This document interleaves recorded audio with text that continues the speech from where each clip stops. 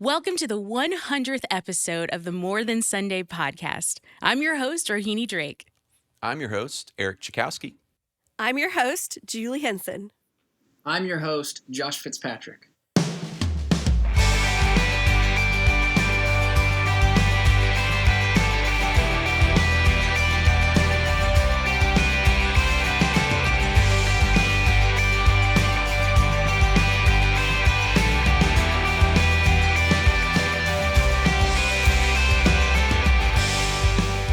Well, with 4 hosts, this podcast is off to an amazing start. Amazing.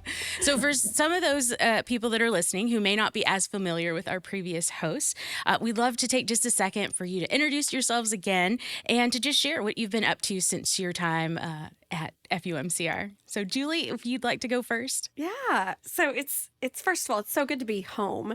I got to be here several months ago for my great uncle's funeral, who was a member here. And I came in the doors and Clayton greeted me and gave me a hug and just said, "Welcome home." And I just immediately started crying. This place feels like home, and it always has. And I think it always will. So it's so good to be home. Since I've been here at First Richardson, I went and moved up to Nashville with my husband, Kyle, and we were at a church plant called The Village up there in Nashville, that now is in its own building, but at the time was worshiping 600 in a middle school gym, which you don't really know worship until you smell the smell of a middle school gym and locker room for worship each week.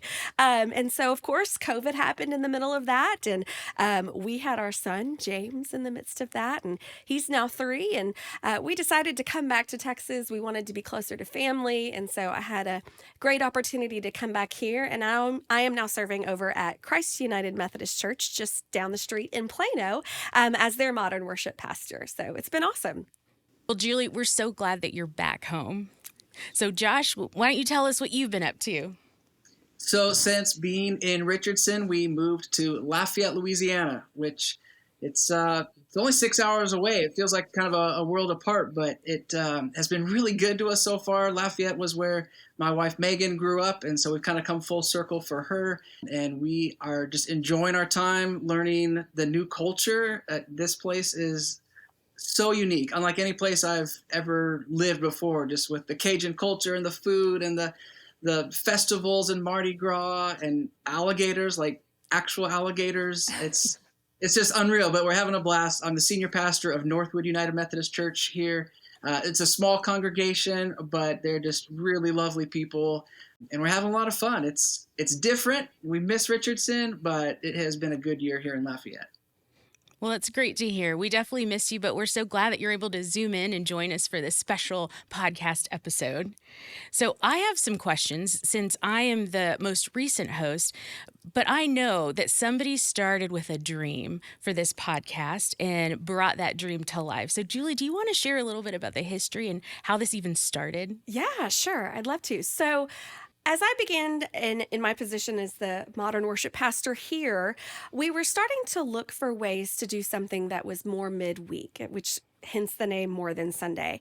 Now, I'm not a math person, but I do know that 1 hour a week on Sunday mornings is a fraction of a percent of time during the week that we spend in worship and really diving into our faith. So 2 things on that. One thing is that we know that that hour of worship and that small percentage can mean significant impact and can be really meaningful. But what that also means is that unless we are equipping each other to really dive deep into our faith during the week, we're really sort of left out there in the world by ourselves. And so we have a lot of different avenues by which we do that. And the podcast world was one that I personally love and enjoyed, just personally. And so I was really excited just to explore a new avenue and help people find a way to have a touch point of faith during the week, whether it was at their desk, at work, or in their car. I knew for myself that finding a place to go deeper in my faith and my relationship with God was hard. And I'm a pastor. And so if it was hard for me, it was probably hard for everyone else too. So that was really the core dream, was to try to help people dive deeper in their faith and continue the conversation from Sunday. So who did you bring into this dream? Who did you share it with to say, like, hey, how can we get this thing off the ground? Well, I tapped a friend and coworker, and one who has an incredible voice as is. And as I was beginning to think about this dream, one of the things I wanted was for it to feel like a casual conversation and two friends talking. Now, what I knew from working here with Eric at Richardson was that there were many times during the week where he'd walk into my office or I'd stumble into his office and we would just start a casual conversation about something that was really important. And so it was very natural for me to tap Eric and say, so what would it look like for us to set up two microphones and bring in what we called a third chair, somebody to interview who was knowledgeable about a certain subject, and begin to have a conversation about that particular subject. And so Eric was the very natural fit. I talked to Kyle about it, and we were definitely bootstraps at first. And so I'm thankful that I've got two guys that already worked here and were able to just say, here's some good audio equipment. And we had built the new music suite, and so we had a room to record in. And so, yeah, it took off pretty naturally from there. Well, and I was really nervous at the beginning because thank you for your compliment about my voice, by the way. You're welcome, by the way. But I was nervous at the beginning because, I was primarily worship leader and singer here. And as Julie referenced, she and I had a lot of great conversation that felt intentional and impactful to us and to the ministry that we were doing. But I had reservations about whether I had anything to say in a podcast platform. And I remember Julie and Kyle and I went out for coffee as they were sort of pitching this to me, and I was like, yeah, I think you need to get somebody else, like another pastor or somebody else who has more theological depth, more, just weight to the words that they say, because I'm just going to be up there like, hey guys, I like, and I think their vision was that I would sort of be not, well, maybe to dumb me down a little bit, but sort of the every person who maybe didn't go to seminary, right, but may either have some particular questions that a clergy person may not have, a perspective that a clergy person may not have, and or just a way of thinking about things or phrasing things that would complement what Julie was bringing to the podcast. And so it took me a little bit to get on board, mostly because of my own insecurity. And as Julie said, I mean, we were a little bootstrap at the beginning, and we had to sort of figure out some conversational chemistry and that sort of thing. But it was an honor and has been an honor and a lot of fun to do with Julie and with Kyle, who still all these years later does our editing. So make me look good on this podcast, please. Behind the scenes. Yes, please. But it was a lot of fun to get off the ground with those two. So tell me a little bit more about those bootstrap days. Like, what was the format? Were you recording every week? How did you find guests? Like, how did you figure out what you wanted to talk about? Yeah, so we followed the sermon series. And so I remember we started in a sermon series, I believe it was called I Believe. Mm-hmm. And so every week during Lent, we were going through, I believe in God, I believe in Jesus, I believe in the Holy Spirit, basically walking through the Apostles' Creed. And so it was very natural to tap the people that we were closest to first. Eric sells himself short, but the other reason I wanted to do it with Eric was because of his network of people that he knew as well. And so we were able to get some really cool people just to come in and have a conversation with us. And so the first 6 podcasts, I believe, were all around theology. There were weeks on the Trinity. There were weeks on what does it mean to be the church? And there were weeks on what does it look like to believe in the resurrection of Jesus? And so we had a lot of fun doing that. But we recorded just about every week, depending on the schedules of the people that we were bringing in and our schedules. And so it was a lot of fit it in when we could back in the day, in addition to doing worship every Sunday. So, yeah, and I think very early on, we didn't have the equipment for it. So we went and bought microphones, and and at the beginning we only had enough for 3 microphones, which eventually we did buy a 4th, and so just little things like that. And because this was it wasn't something that had been budgeted for at all. It was kind of a new ministry idea, and so. But yeah, I think, again, early on, one of the favorite things that I remember, is learning within an interview style context, and we're all doing very well now because we've done it a lot. Yes. But in a normal conversation, we find that we give verbal feedback, right? So I knew when he was somebody's- going to tell the chocolate cake story. the I chocolate knew cookie he was story. going to tell. So when someone's telling a story, very naturally, all of us would go, yeah. Okay. And Julie and I used to joke upon listening back to the episodes as we learned it. I used to say, Julie, it sounds like you're eating a chocolate chip cookie every time someone says something insightful, because she'd go, and that's again in a conversational style setting, that's very natural feedback to show someone that you're engaged and that you're listening. But it just didn't play well on the podcast. And so those sorts of lessons we sort of learned, as we went on, but maybe didn't do quite as well at the very beginning. So if you go back and listen to those very early episodes, you'll hear some chocolate cookie moments from all of us. Appreciation. Yeah, That's right. It's not the first time I've heard that story. That's the last thing he said to me right before I started my first episode. He's like, "Don't act like you're eating a chocolate chip That's cookie." right. No chocolate chip cookies.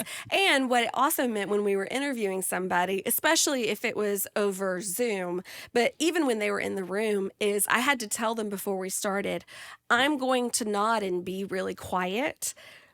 But that's because of the audio end, not because I'm not interested. So then it was this like awkward smile and nod at our, especially it was an audio version. We would just smile and nod at people, and it felt kind of awkward, but played a little bit better. Yeah, so. it did. Well, lots of learning, it sounds like, happened. And so there's much appreciation on this end to say, like, thank you for all the work that you did on that side of it to pass on wisdom and knowledge now. But so continuing from that timeline, how does Josh Fitzpatrick come into this? I don't know. How does He Josh just showed up and Fitzpatrick? was like, "I'm here." Well, he was And- definitely the reason for the fourth mic. Yeah. Okay. At first, they didn't even want to give me a mic. I just was going to work my way into the room, and they He stood in the corner for a while, and just awkwardly said, No, let's see. So we moved to Texas from California. This was in 2018. I don't even know. I think the very first time you guys just invited me onto the show as a guest. And I think, at least from my perspective, there was kind of an immediate chemistry, and felt like, well, what Julie talked about was that initial goal of just casual conversation with friends, and immediately felt like I was just having a casual conversation with friends. And so I think as we got to know each other even better, they eventually said, "Hey, why don't you join us on this here podcast?" And I said, "That sounds fun." Yeah, and so there was some, I think it was even before Julie was transitioning out, but I think maybe some of those conversations were starting to happen, that we started sort of rotating between Julie and Josh as a co-host for me. So I was hosting every episode as someone that was constant. And throughout that season, some of the podcasts would be with Julie and some would be with Josh. So that when Julie moved to Tennessee, that Josh would eventually take over. And so we tried to make it a really natural transition. And because Josh, as he mentioned, just felt so natural in the conversation already as a guest. And then there were some episodes where the three of us plus a host, so a fourth person in the room, that fourth chair, were able to do some podcast episodes as well. I'm hoping that the transition felt natural. And then Josh and I took it from there. So. Mm-hmm. So, Josh, when you kind of came aboard and it was you and Eric hosting, did you change vision direction at all? Were you still lining them up with sermon series? It's a good question. And the reason I giggle is because, as you all know from working with me, I'm an ideas guy. And so I'm always thinking about, like, okay, what could we do? What could we do? And there was always a joke when I was on staff there at First Richardson that I could come up with 20 ideas. And one of the staff members there said, "For every 20 ideas you come up with, one of them's good." So We still joke about that, by the way. I think it's like for every 100. That joke hasn't gone away. No, I feel like it's gotten to for every 100. It's like 18 or 19. But so I did come up with lots of ideas. They weren't all good, but we tried a couple of them with the podcast. And so I remember early on saying, "Hey, what if we really tried to reach even further for podcast guests?" And so one of our seasons, I think, was trying to get some people who, I remember interviewing Will Willimon and some people who had even more kind of a national audience, if you will. And that was a lot of fun. and it had certain benefits to it and great stories and stuff. But then after that season, I remember thinking, this has been fun interviewing people with more of a bigger reach, but it's maybe been to the neglect of our local community. And so I think it was the season after that, saying let's focus on some of our local leaders and local nonprofits. And so we were able to interview like Dr. Jeannie Stone, the superintendent of schools at that time, and different people who had more of a local impact. So I think we took it in different directions as we experimented. And I remember still one of the things I love about Richardson was that permission to fail. And so that gave us permission to think creatively and try new things. And they worked for one season, but maybe take it in a different direction the next. And I think that's what you have continued to do since. We've tried, but also kind of during you and Eric hosting the podcast, a huge pandemic hit. So how did that change? How did that change the podcast? The garage episodes. Oh, tell us about that. Gosh. Yes, we did. We had the garage episode. So pandemic shut everything down, but we wanted the podcast to still go. But we couldn't even meet at the church, like in a studio, to record a podcast. And so I literally set up the little setup in my garage. I think we did 1 or 2 episodes just interviewing somebody from our garage. And the reason it was in the garage because we had all the kids at home too, and I couldn't do it inside the house because it was too loud. So that was the only place I could go that was quiet. And then I had a couple episodes in there where I was literally taking a walk around the neighborhood, and I had it recording to my phone with my headphones in. We were trying to get creative. Like with a stroller, like pushing kids in strollers and stuff. Oh my gosh. I had one of our kids taking a nap in the stroller. I was pushing the stroller while recording an interview on the podcast. I think the Love Does episode where we interviewed John, that was definitely a fun one, but it was while I was pushing the stroller. Yeah. I hope we have pictures of that because I really need to see Josh, Josh hooked up. I feel like we've come a long way. Well, yeah. So now to this kind of iteration, Josh, like you said, all of the ideas, this is a great place to have permission to try things, to fail if we have to fail, but pivoting this to not just an audio podcast, but we built this beautiful studio for online worship and other great ideas that are still bearing fruit, we hope, and turned it into a video podcast as well. And Julie told me earlier I had a face for radio, and I didn't know what that meant. So I hope it plays well on camera. I think that means. Look I at think you that's now. I took it as a compliment. Right. So. I meant it as one. Yes, but I also can't imagine filming weekly like you all did in the past. We can't. It's a lot. It's a lot of work adding this element. And I will say too, that was one thing that Julie and Kyle and I had big dreams early on, and it was going to be this weekly thing that we committed to for a season. And it was so fun and so fruitful in so many ways. And we also had a lot of regrets about committing to a weekly podcast because We got burnt out. it was so much content. I mean, I think the first season had like 30 something episodes in it that we just or maybe I could be exaggerating that, but it was a lot of episodes. And absolutely, like Julie said, like we just got burnt out. And so we had no intention early on because, again, it was a new thing. We didn't really know how to do it or what to do. We didn't think about seasons. We didn't think about, we were just like, we'll just do a weekly podcast. And then, 20-something, 30-something episodes in, we were like, like this is hard. And it's hard to coordinate with scheduling people and booking people and, all the things. And so I think we, even in the audio iterations, landed in a more manageable time frame. And then as we've moved to the video podcast, certainly we do 2 seasons a year. And as you named, it's certainly more time intensive to edit and to put together and do all those things. And so, even those rhythms over the years, certainly changed as we found what worked in the context of our other job descriptions and ministry areas as well. So. Well, thanks for sharing the history. I am glad to know it from beginning to where it is now. And so now some fun questions. If y'all will think back, Julie, who was your favorite guest to have on the podcast? If you can narrow it down Oh, to I one? can't narrow it down to I wasn't one. a guest. I was a host. So don't Oh, say okay, you okay. can't So say I can't me. say Eric. Yeah. Okay, so so I think I've got two main ones, and Josh is gonna poke me if I take the one that he brought in, but I might do it Go anyways for it. because she No, you're asked me good. first. Favorite to favorite.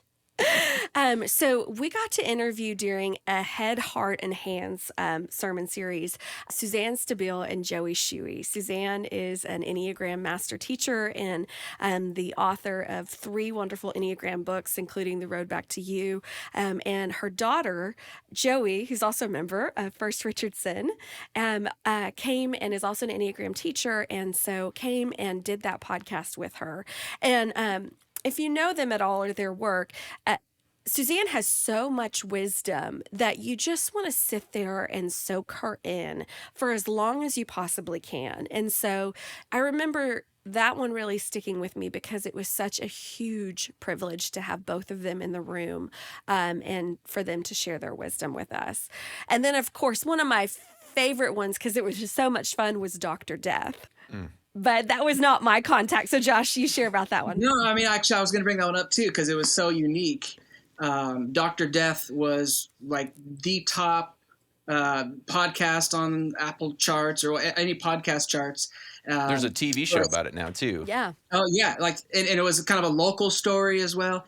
And I think I came across it on Twitter that a friend of mine sent Laura Beale, who was the voice of the podcast, producer, director, everything of that Dr. Death podcast, sent her a message and said, "Hey, congratulations on your success." And I saw that we had some mutual friends. And so I reached out to my friend and said, "Hey, do you know Laura Beale? Because that would be fantastic to be able to connect with her for our podcast." She said, "Oh, yeah. She's a good friend of mine. She lives down the street, and she's a Methodist. She goes to one of the other Methodist churches in Dallas." I'm like, "No way." So I reached out to her just on a whim. Again, this is one of my 20 ideas. And I said, "We've got this little podcast. We are also Methodists. Would you like to join us so that we can interview and talk to you about your podcast and your faith?" And she actually said yes. So we got to meet Laura Beale and had a blast interviewing her. I remember we loaded up the car and went to her. So That's we right. took all the That's right. equipment to her and like set up in the library of her church. That's right. Yeah. So it was a different sort of environment. That was fun, though. It was a little nerve-wracking, though, as we, from the More Than Sunday podcast, are interviewing, like, The biggest podcast biggest- of all podcasts. Yeah. I was definitely having just like the fangirl type moment when we met her. I was like, I've listened to your whole show and this is just incredible. Yeah. That was cool. I'll tell you, though, some of my favorite guests, and this, I don't know, this might sound like an answer I'm supposed to give, but some of my favorite guests are just our local church members that were volunteering and doing different things in the community and just hearing what brought them to First Richardson and why they serve and what they do. And I remember time and time again just hearing backstories of how God had brought them to the church community of First United Methodist Church Richardson and just being inspired, hearing their stories and going, wow, like this is something you love to do and a group of people you love to be a part of. And yeah, I remember those being some of my favorite episodes too. Well, and for me, it was the vulnerable moments, like when people were willing to be, I mean, it's already hard. Public speaking is such a fear for everybody, right? And to be recording, to know that it's going out to the masses, is not easy for people to do. And then on top of that, to be willing to be vulnerable in a conversation like that, we used to call them holy moments in the headphones. Oh gosh, I forgot about that. Yeah, Wow, yeah. where Julie and I, or Josh and I, or there were even a couple episodes I think y'all did together where we would be sitting and listening to an answer and just like look at each other, like as they were talking, like goosebumps. I mean, chills on the arm, just real Holy Spirit moments. And very often we would name that with our guests afterwards, like, thank you for being so vulnerable, and also that was, I mean, beautiful and a moment and impactful. And it didn't always have to be a big name. I mean, it was just people being authentic to who they were and talking about how God was moving in their lives. So, Josh, another one of my favorites was the pastor that you planted the church in California with that started the Junia Project. Oh, yeah. Well, yeah, Kate Nunnally. That was a fantastic episode as well. And seeing her journey, and she's now an associate pastor on staff at a church down in the LA area. So her her journey has continued forward as well. But yeah, it's seeing her backstory, and I think seeing the reach and the impact that conversation in general can have. I've had so many conversations since then with people who are aware of the Junior Project, and actually I've been able to point people to that podcast episode as a resource to continue that conversation about egalitarianism, about equally valuing women and men in roles of life and ministry across the board, and what that means to us as Methodists. So that was a good episode as well. I will say one of my fanboy episodes, and I have many. One of them actually, two fanboy episodes.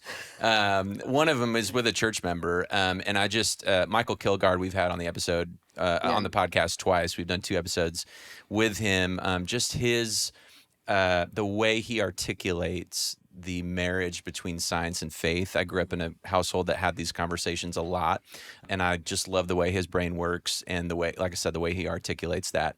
So that both of those episodes were favorites of mine. But a big fanboy episode, we had the OG 88 Drew Pearson on the podcast, and Pastor Clayton, Pastor Dan were on that as well. Yeah, he wasn't going to miss that opportunity. I know. Cliff Harris, who's a church member and was a teammate of Drew's, was there as well and in the room. And a moment that I'll never forget was I got to ask Drew Pearson. So Drew was the term Hail Mary that we use in football all the time. Drew was the person who caught the pass that was initially coined the first Hail Mary from Roger Staubach. And I got to ask Drew, tell me about the Hail Mary pass. And listen to his entire story and his interpretation of whether it was pass interference or not, and offensive pass interference or not, whether it was a push out. I mean, it was a neat, for a football fan, for a Cowboys fan, it was a neat moment. So That's awesome. That's incredible to hear those, because before I was on staff here at FUMCR, I remember it because the episodes would come out on Wednesdays. Like, I would look so forward to the new episode coming out. It didn't matter who was going to be on it. Like, I got so much out of it. Like, definitely it was that more than Sunday moment of like, oh, here's my Wednesday. Here's the time to kind of center and listen and enjoy. It was always fun. It was always uplifting. So I appreciate you sharing all those, because in my head, I'm like, oh yeah, I remember those. And I wasn't even on staff yet. So thank you for laying the foundation here That's for a awesome. great podcast. Okay, so pivoting from that to, were there any episodes or any times that you remember like the wheels just came off, and anything that you'd want to share? Some of those stories that you're like, you know what happened one time when we were filming the podcast? So if I can start, the 2 things that initially come to me Great. were, these aren't on you, by the way. Oh, good. Yay. No, we were joking before this taping of this episode started that the hardest guests were always the ones that you would ask a question to and they would give 5-word answers. Yeah, I was about 9 years old when that happened. And then we would that's the end of the answer. Okay, next question, right? And so there were a few guests that we had that we thought, these are going to be great guests. They've got great stories.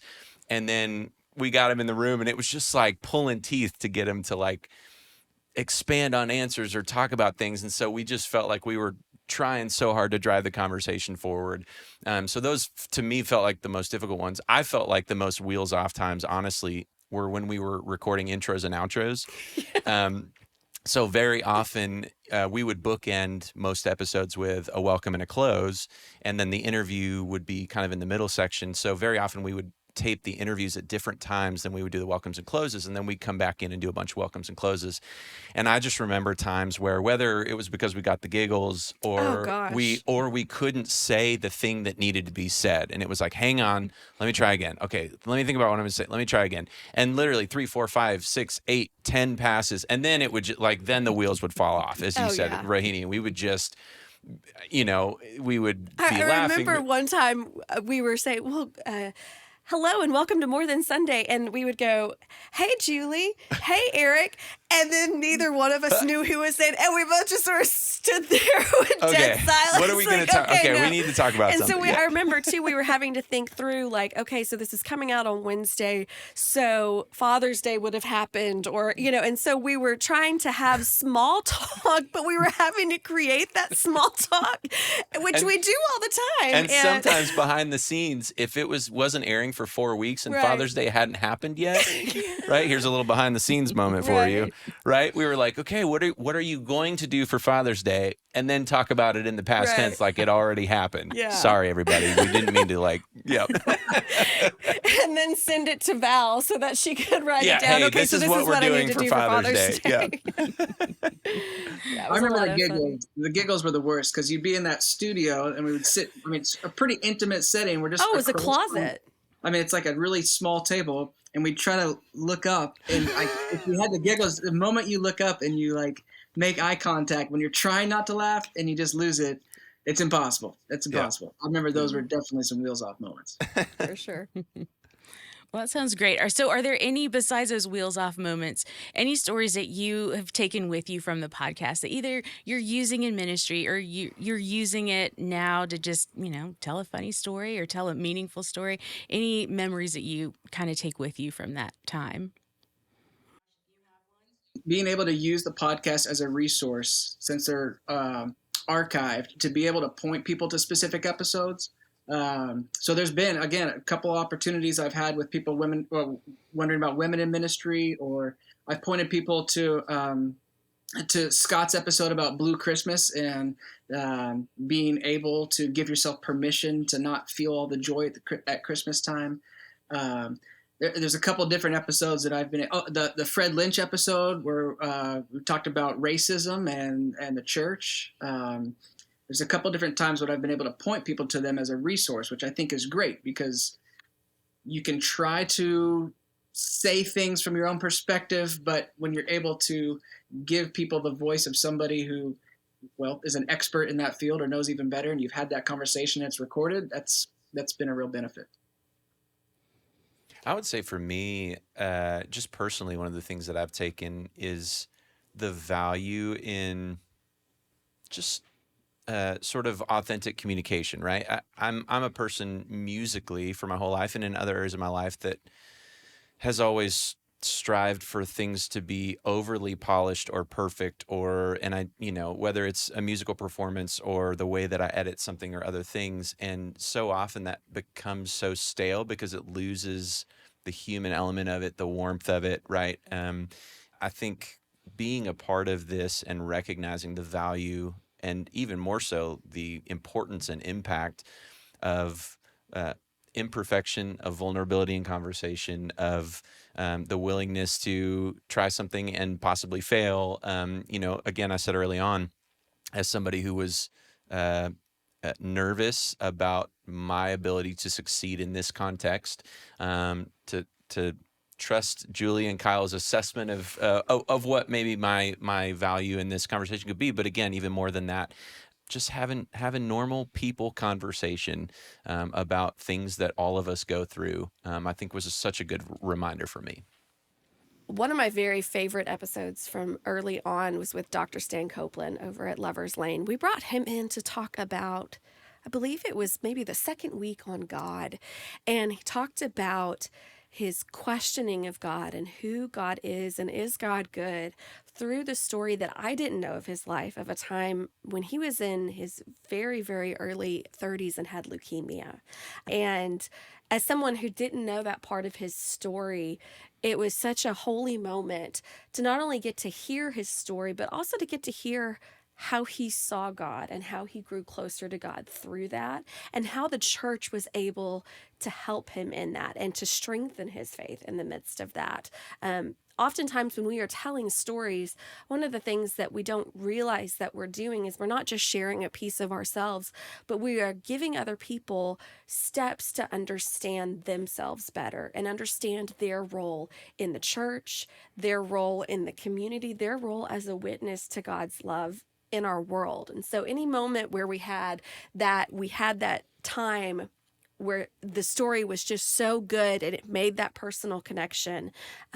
It was, as Eric said, it was holy moments in the headphones. Well, thank y'all all for sharing those moments, those special moments to you from the podcast, and just recognizing and naming that so much creativity and effort and work were put in by you guys. What are your hopes and dreams maybe for like what comes next out of this podcast? I hope that y'all continue to ask the hard questions, because we're all asking them and we're all wrestling with them in our own minds. And none of us often feel enough courage and enough confidence to ask them out loud. And I think for there to be a space where they are not only discussed, but asked, and the phrase, I don't know, is something that we can say, but we can talk to somebody that maybe does know or has a perspective. That is so needed in our communities right now, more so than the person that has all of the right answers. That's good. That's really good. And I would just add to that, I think the safe space to ask the hard questions, also creating and continuing to create the space where people can vulnerably tell their stories. Like you were saying, it makes such an impact to hear somebody's story that resonates with your own. I remember before the Me Too movement was the Me Too movement, Brene Brown said that the two most powerful words in the world are Me Too, because once you hear somebody say Me Too, that sense of connection and empathy. And I think that's what this podcast has done so well, is tell stories. And even when we're interviewing people, I'm like, that's not my story. It is probably also somebody else's that's listening. And you hear that story and you say, okay, I'm not alone in this. I think that's a really powerful part of More Than Sunday. Thank you. It is helpful. Eric, do you have anything? I mean, you're kind of I hope involved. we can get Tom Hanks. Tom Hanks. That would be awesome. Right? I feel like you've he'd never be a mentioned fun- him before. He'd be a fun interview, right? Yeah, John Wesley. All Maybe right. John Yeah, Wesley. John Wesley. Let's talk to John Wesley. Well, you can ask him something right now. What do you want to The ask him? future, John Wesley. What? I got nothing. No, he can't talk, so he wouldn't have an answer anymore. That's fair. Sorry, did not. You talking about the wheels coming off? I just wanted to contribute to a wheels off moment in this. Thank you. Thank you. Courtesy of Yeah, the Reverend Dr. You've Josh given me Fitzpatrick. one. If somebody ever asks me this question in the future, I will reference this moment in time. That's it. That one time that John can go Wesley back showed to up it. to our podcast. Yes. You're welcome. Well, I think with that, it feels like a four host podcast episode has come to an end. Well, so as we kind of close down our 100th episode of the More Than Sunday podcast, I'd like to take it all the way back and ask you guys a question that you asked all of your guests during your time hosting. I Oh. loved this question. So at The this point in your, hopefully I get it right. At this point in your life, what's one thing that you wish somebody had told you?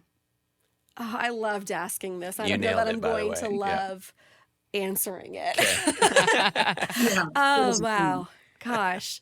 As many people as we put on the spot with this one, man, you would think that I would be ready for it. I do have a silly one and then a more serious one. I learned recently how to eat a cupcake correctly. Tell us. By like cutting off the bottom of it and then looping it back around and then making it more like a sandwich with the icing in the middle. That way that the icing doesn't get all over your I don't nose think and your that's how you face. eat And it. Do people eat cupcakes like well, that? Kyle Absolutely does, brilliant. and I thought it was Oh, brilliant. Josh is going to try it now. You really should try it, because I always avoid cupcakes at parties because I'm like, it's just going to get everywhere. And I Kyle was always today eats years one. old when I learned that. See? There you go. Perfect. Thank you, Julie. So now you can't take my answer because it was awesome. On a more serious note, it was something that I think was told to me often as a child, especially by my parents. But it was not something I learned how to hear until I was much, much older, was just be you. Even when my mom says it now, I'll be going into something. It is so easy for me to try and go and perform and to be Pastor Julie or look like the best mom or look like I'm doing the best at whatever I'm going and to accomplish. And my mom always reminds me, just be you, because that is enough. And it is a lot less effort too. So there's a freedom in just learning how to be yourself. That sounds very cliche, but it is so important. That's good. Josh, what's something that you wish you'd been told? I mean, it's hard. I think something along the lines of maybe the power of listening. I think I have learned, especially maybe in the past, I don't know, my past two churches at Richardson and then here at Northwood, just the power of sitting and listening, of not doing so much talking, but just listening to the people who, whether or not you like what they're saying, really just the act of listening can mean so much to somebody who just wants to feel valued and heard. And I think if I had learned that even earlier, I'd be an even better pastor early on. So I think that would be a powerful lesson I wish I would have known earlier. It's a good one. Thank you. I think for me, that it's okay at 37 years old maybe to not know what I want to be when I grow up. And then that's okay. That there's always new things to learn and new adventures to go on and new skills to develop, and that in a world that continues to change and evolve, that's okay. You know, I think a lot of times, at least in our generation, it felt like you do the high school thing and then you do this after high school and then you either, find a trade or get a job or go to college or whatever. And then when you get that degree, you do the thing that you got the degree, or when you go to whatever it is, right, that you have this sort of path that you're on. And I feel like I've really zigzagged a lot. And I've in hindsight, found that to be beneficial to the chairs that I sit in now, and I'm just really appreciative of it and excited I love where I am. I'm not going anywhere, but I love the opportunities to try. I hope I'm not going anywhere, but I love the opportunities to try new things and maybe create some more zigs and some more zags. So That's awesome. Great answer. thanks.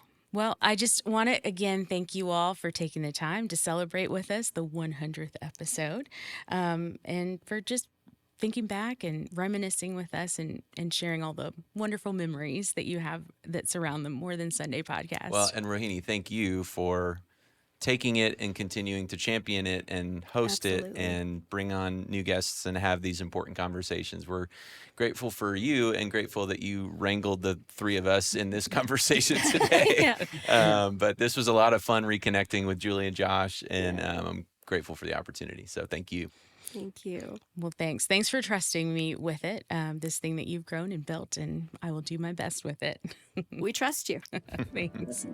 Well, thank you also for listening and tuning in to this 100th episode of the More Than Sunday podcast. And we hope that you join us next Wednesday when season 8 of the podcast drops, with brand new guests and brand new questions that we're going to ask.